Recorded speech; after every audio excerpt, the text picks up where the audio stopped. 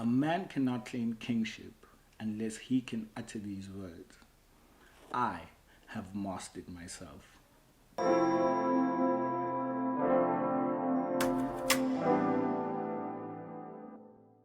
Hi, my name is Sbonelo Mdamba, and welcome to yet another session of Blossoming Daisy, the male edition.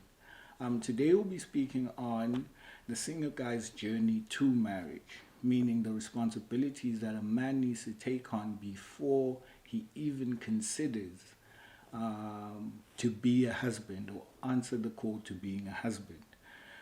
I'd like to firstly thank the men that contributed to last week's session, where we asked them what they wish someone would have told them before they even got married. And thank you for your contributions. It gave us great insight into your marriages and gave us even greater insight into marriage as a whole.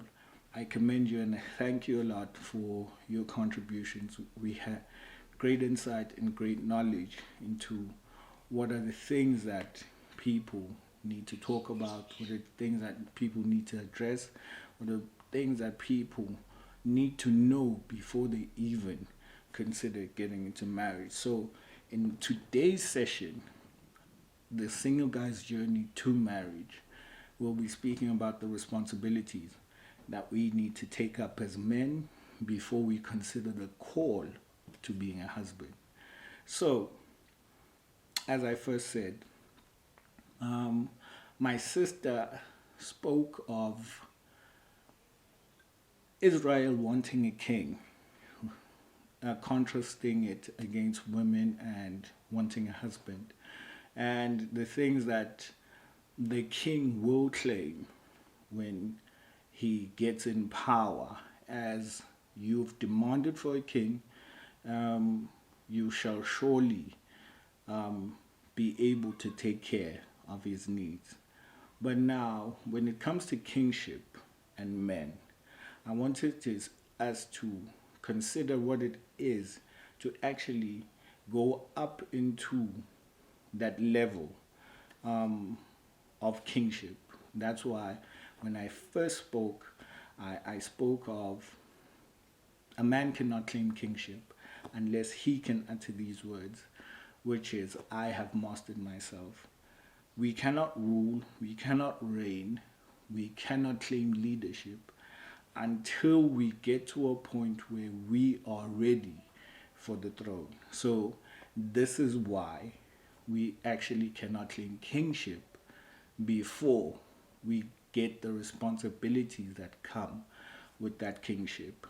We need to learn, we need to grow, and we need to understand that with great power comes great responsibility. So with kingship, this is what we need to understand as men. The responsibility that comes with leadership is quite immense. Being in a position of leadership doesn't give you every right to do whatever you want, but it puts a certain amount of discipline on you, of responsibility on you, of accountability on you, that you as a king should lead by example. It is not a place where you do whatever you want, but it is a place where your steps are now copied by those you lead. So let's look at what God says about a man before marriage. And the best example could find in the book, which is the Bible, is the example of Adam.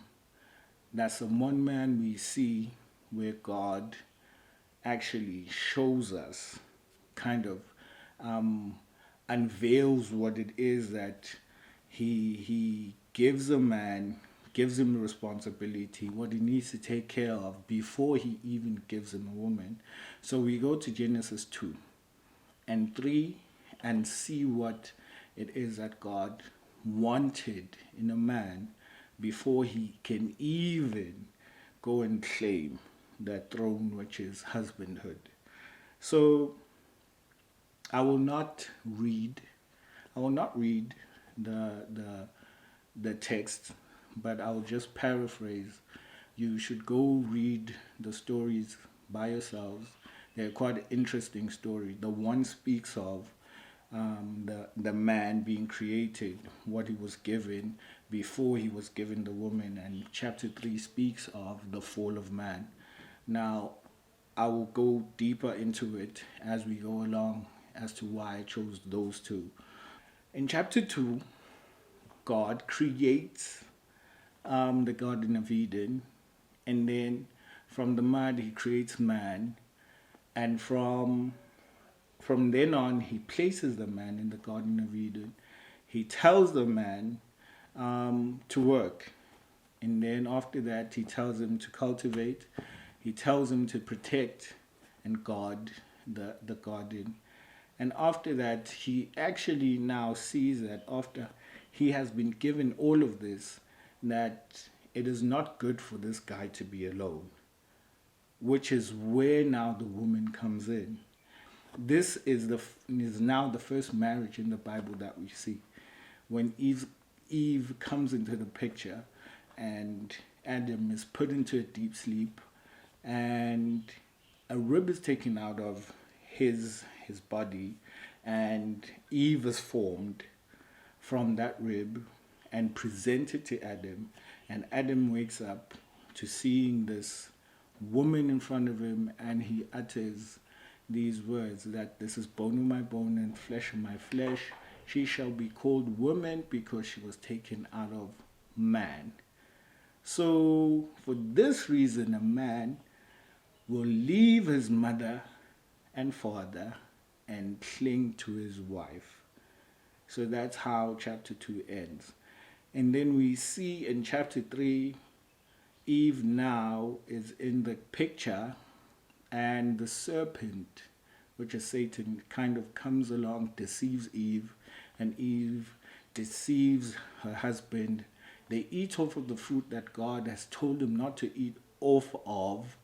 And what happens then is that they find themselves naked in shame and in guilt, and they run away from God. And we know that the story ends up with them being punished and chased out of Eden. So basically, that's the narration of the story of the 2 chapters from me. What I want us to see as men is that Adam was created before Eve, and most of the instruction that was given to Adam. Now, when we look at this, and what does it have to do with the single guy's journey to marriage, is we see God showing us in different steps what Adam did, which is the principles we take out of the word and actually see now what we need to do as men before Eve comes along. So, first of all, he molds the man, he puts him in the Garden of Eden. Now, as you read, you realize that God and Adam had this relationship, this tight relationship. And before anything else, we need God in our lives. First and foremost, we need God first.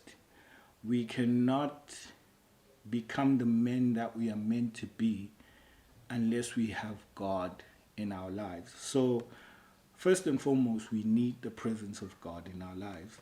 And as you read the word, you realize that this was a frequent thing that God always did, where he was in the presence of Adam and Adam was in the presence of God. So we need that relationship with God. We need that intimacy with God. We need that connection with God before even any woman comes along and actually can take the title of being our wife. So we need the presence of God in our lives. So Adam had that relationship with God before anything else. Secondly, Adam was given work to do. which means there was a purpose for the creation of Adam. And we need to find ourselves. We need to find who God created us to be. There is nothing as painful as trying to follow someone who doesn't have a purpose for what they're doing. All they say is that follow me, and that is it. You will see that it is not, if we expect women to submit, there has to be a clear purpose and direction for us as men that we take up, a purpose that we know that God has called us to, a purpose and a work that God has made for us to come into the earth for. There is a very great pain, should I say.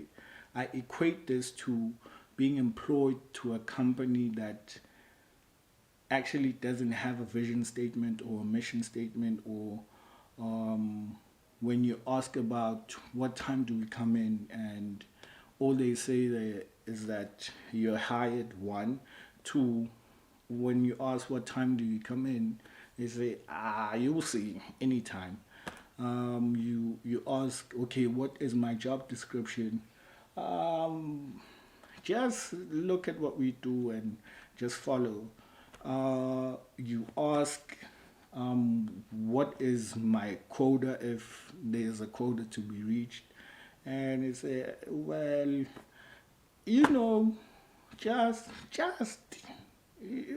just see.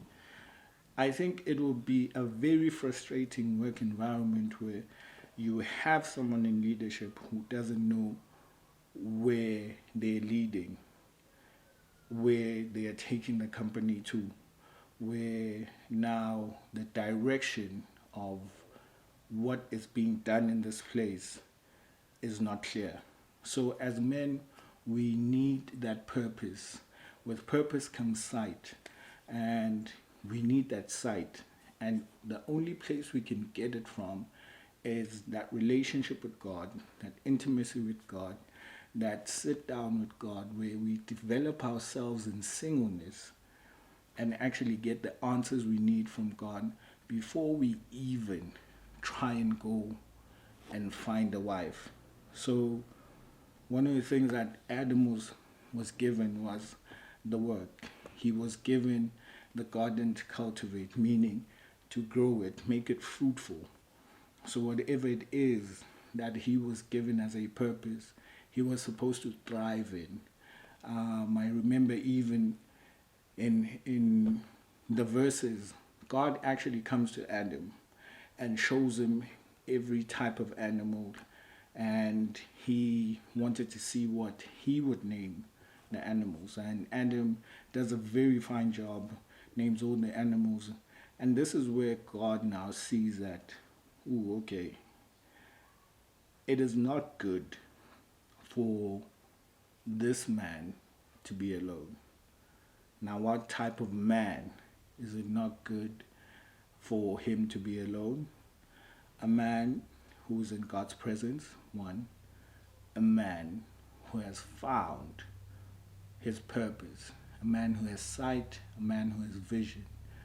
A man who is thriving in what God has given him to do.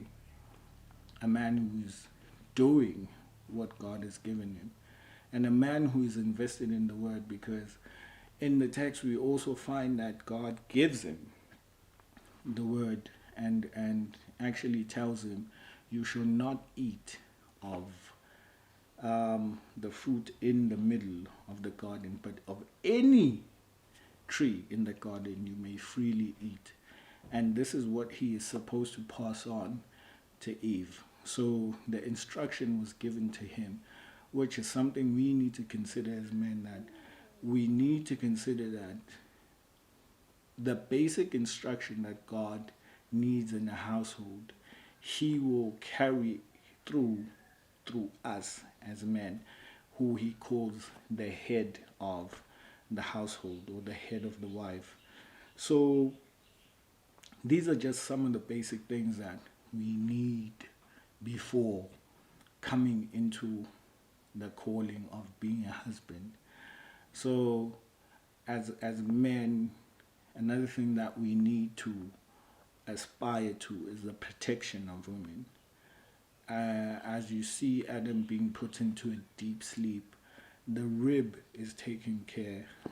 Sorry, the rib is taken out of Adam and molded into Eve, and then Eve is presented to Adam. Now, the rib plays a very significant role in the protection of the delicate inner parts and the delicate inner workings of every human being. And in a time where men have forgotten this role, I think, as cliche as it may sound, this is a perfect time where we need to rehearse what God has actually given us to do, what God has actually given us a mandate, the mandate to protect our women, the mandate not only to protect her from physical harm, but to protect her mental health, an environment where she can thrive also spiritually and mentally. So we are creating a conducive environment for her to actually be the best of what God has created her to be as well. So we as men cannot claim kingship until we can utter these words: we have mastered ourselves.